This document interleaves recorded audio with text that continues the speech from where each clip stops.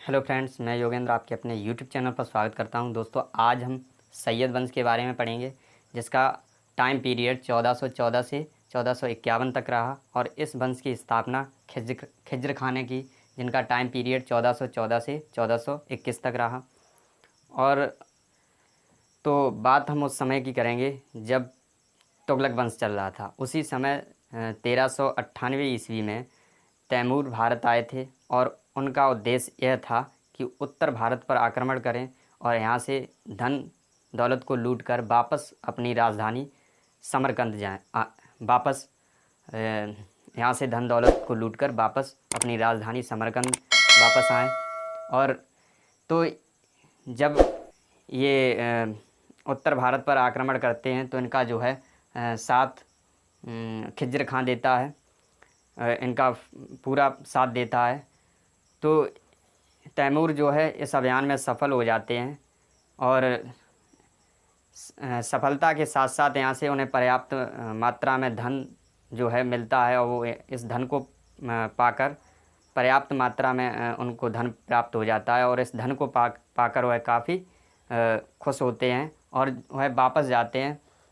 तो जब ये खिज्र खां ने इनकी सहायता की थी तैमूर की, तो प्रसन्न होकर तैमूर ने खिज्र खां को लाहौर, मुल्तान और दीपालपुर की सूबेदारी सौंप दी थी।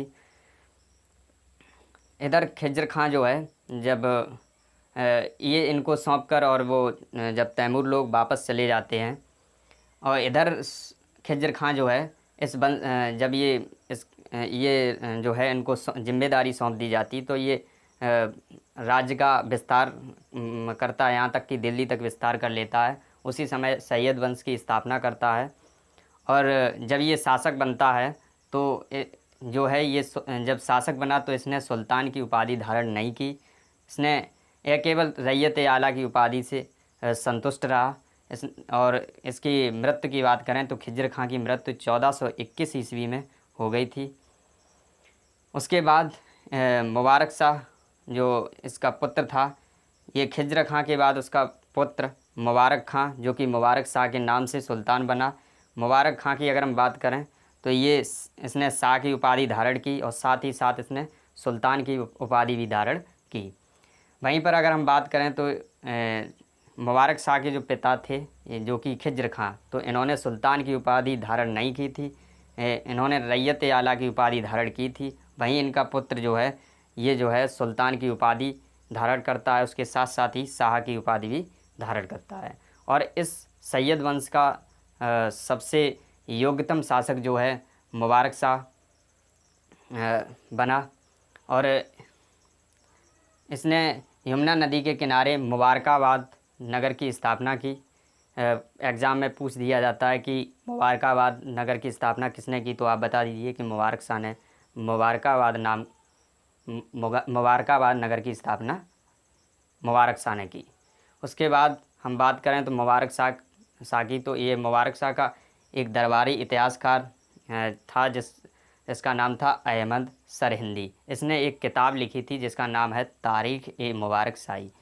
तो तारीख़ ए मुबारक शाही किताब जो है अहमद सरहिंदी ने लिखी थी। उसके बाद इस वंश का तीसरा शासक मोहम्मद शाह, जो कि 1434 से 1443 तक रहा।